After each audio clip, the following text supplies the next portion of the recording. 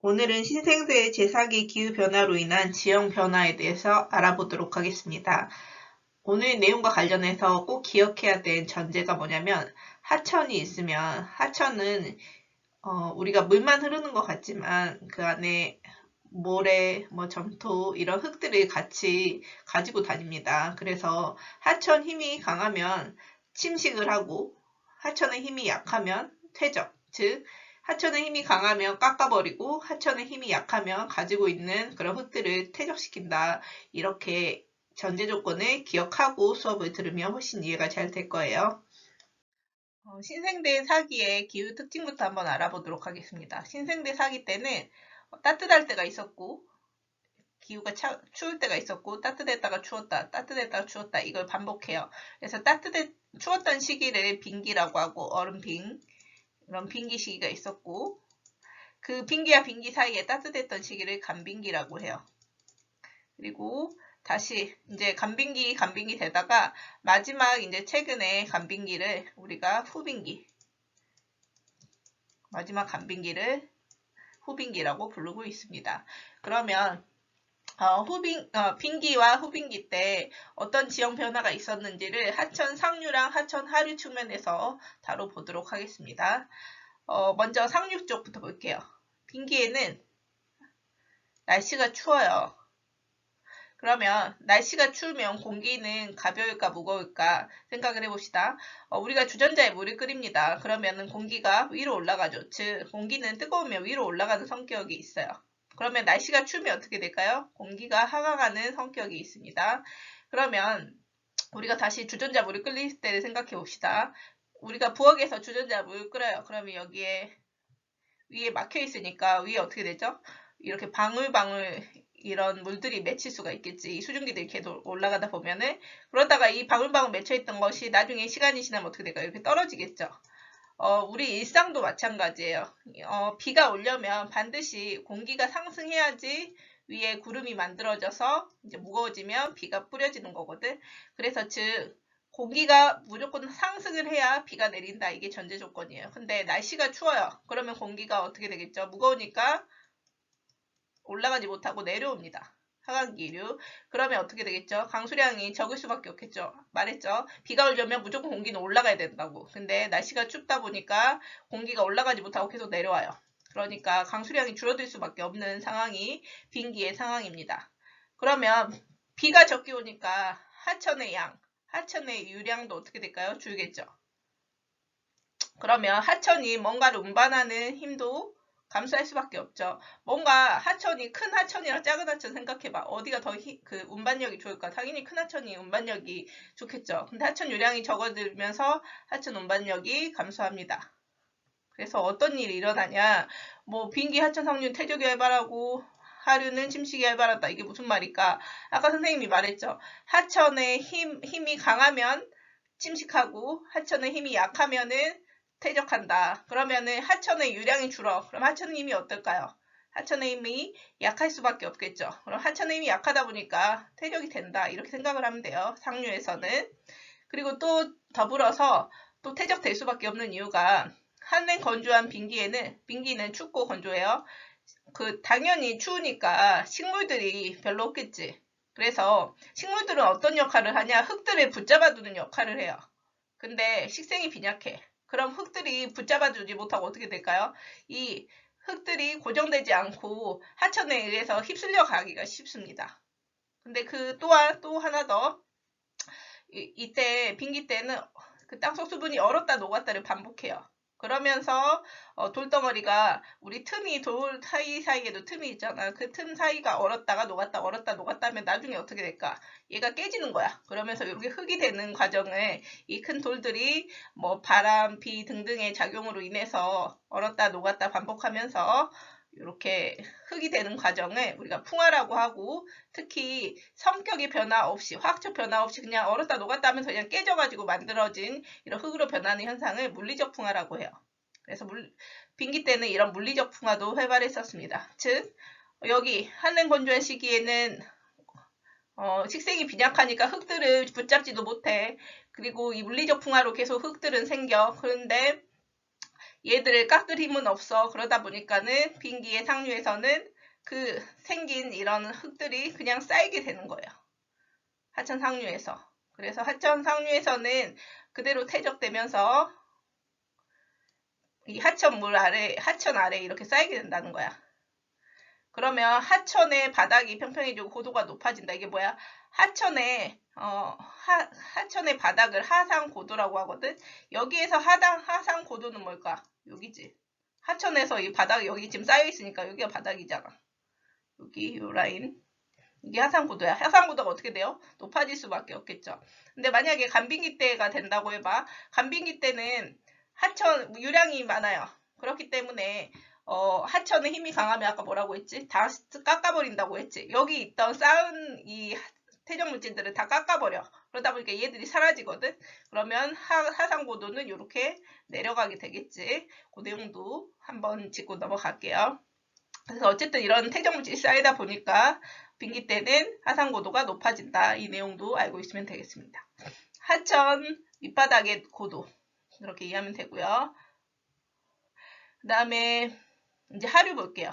지금까지는 하천 상류에서 있었던 거야. 그냥 상류 하류는 이렇게 기억하면 돼요. 상류 하류를 기억할 때는 나중에 조금 헷갈릴 수 있거든. 이렇게 기억합시다. 상류는 물의 양이 많냐 적냐 이거 정도만 기억을 꼭 해야 돼요. 하천 상류가 빙기 때는 비가 적게 오니까 하천 물이 적을 수밖에 없어요. 유량이 적어. 그러면 물의 양이 적으면 힘이 약해. 약하니까 퇴적한다. 그 다음에 이렇게 하천의 양으로 기억을 하면 되고요. 물론 그 양을 퇴적할 수 있는 물질이 있어야 되니까 이런 이유들 때문에 퇴적 물질이 쌓일 수밖에 없다. 그 다음 하류는 뭘로 기억해야 되냐면 상류는 하천의 유량으로 기억했다면 하류는 해수면 높이와 해수면과 관련해서 기억합시다. 상류는 하천, 하류는 해수면, 즉 바다랑 연결해서 기억을 해야 되는데요. 볼게요. 하류에서는 이제 어떤 일이 일어나냐. 여기를 보면 방금 하류에서는 침식이 활발하다라고 했어요. 어떤 건지 한번 볼게요. 여기 그림으로 조금 이해가 덜 될 것 같아서 선생님이 자료를 준비했습니다. 지금 빙기 때는 비가 적게 오니까 바닷물도 이 정도야. 근데 간빙기, 후빙기 때가 되면 따뜻해져서 비가 많이 오니까 바닷물도 올라가겠죠. 그럼 잘 생각해봐. 1번, 2번 간빙기 때랑 빙기 때. 이렇게 하류, 결국 하천에, 하천 하류가 이렇게, 하천이 이렇게 끝나는 지점은 결국 어디가 하천의 인생이 끝나게 될까? 바로 바다를 만나면 끝나게 돼요. 그럼 잘 생각해봐. 이렇게 하천이 흘러가고 있어. 약간 경사가 있죠. 이렇게 흘러가다가 이렇게 바닷물이 1번 높이일 때랑 바닷물이 2번 높이일 때 어디가 더 힘이 셀까? 잘 생각해 봐봐. 우리가 내리막길을 달려가고 있어요. 근데 이만큼 1번까지 갔을 때랑 2번까지 갔을 때 어디가 더 힘을 가속도 받아서 더 많이 쓸까요? 그렇죠. 2번이 더 하천의 힘이 셀 수밖에 없어. 그러면 아까 선생님 말했죠. 하천의 힘이 세면 뭐라고? 깎는다. 즉 빙기 때는 하천이 더 아래까지 내려가야지 바다를 만나. 그렇기 때문에 힘이 강해질 수밖에 없어요. 그래서 빙기 때는 깎는다. 그리고 반대로 이제 또 나오겠지만 후빙기 때는 여기까지 오면 되니까 하천 힘이 상대적으로 빙기에 비해서는 약해. 그래서 이때는 하천 하류에서는 쌓는다. 이렇게 기억을 하면 되겠습니다. 이제 후빙기 넘어갈게요. 간빙기. 간빙기의 마지막, 이걸 후빙기라고 한댔어. 그럼 간빙기는 빙기 사이 온난하고 수비난 기후.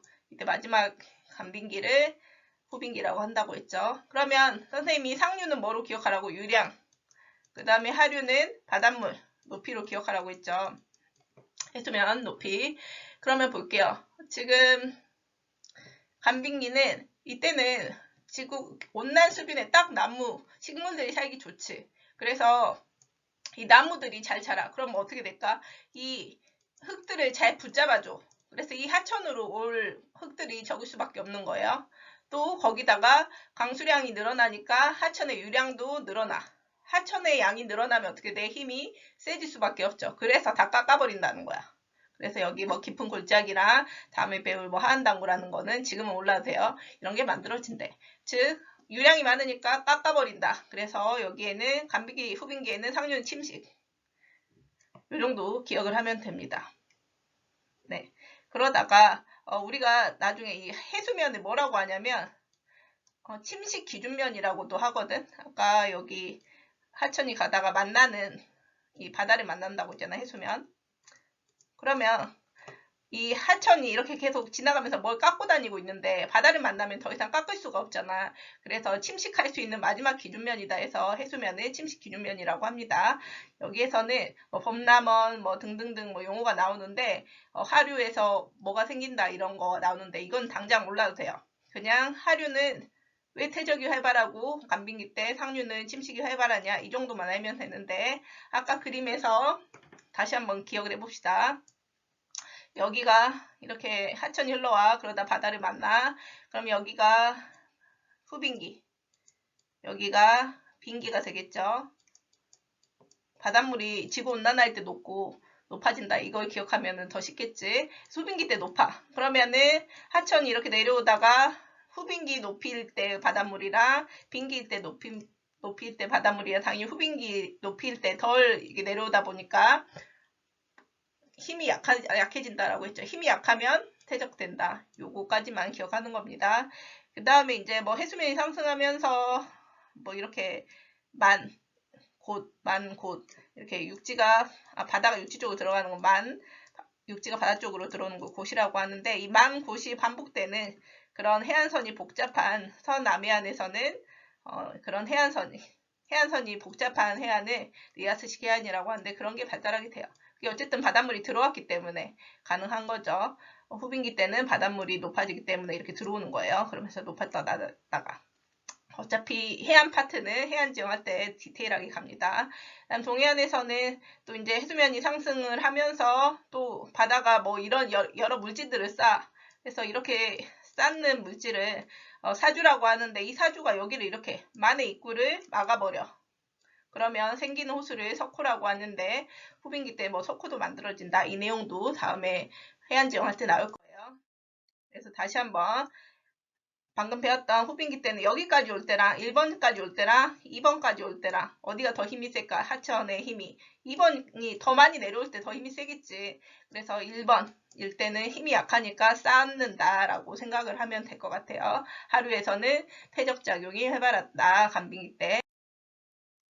그래서 침식 기준면은 하천이 깎는 거, 아래쪽을 깎는 그 침식을 할 수 있는 최저 고도를 말한다. 그래서 침식 기준면은 일반적으로 해수면, 바다로 가면 더 이상 깎지를 못하니까. 그래서 우리가 했던 거 그 내용들이 다 나오고요. 그래서 빙기는 그냥 얼었다 녹았다 하면서 돌이 흙을 만든다면 간빙기 때는 화학적 풍화작용이 있는데 돌이 흙을 만드는 건 똑같아. 근데 화학적 성질 암석의 구성 광물이 화학적 성질 변화를 일으키면서 흙을 만드는 거야. 그런 거는 기운이 없고 강수량이 많을수록 활발한데 딱 간빙기, 후빙기 때가 그런 상황이지.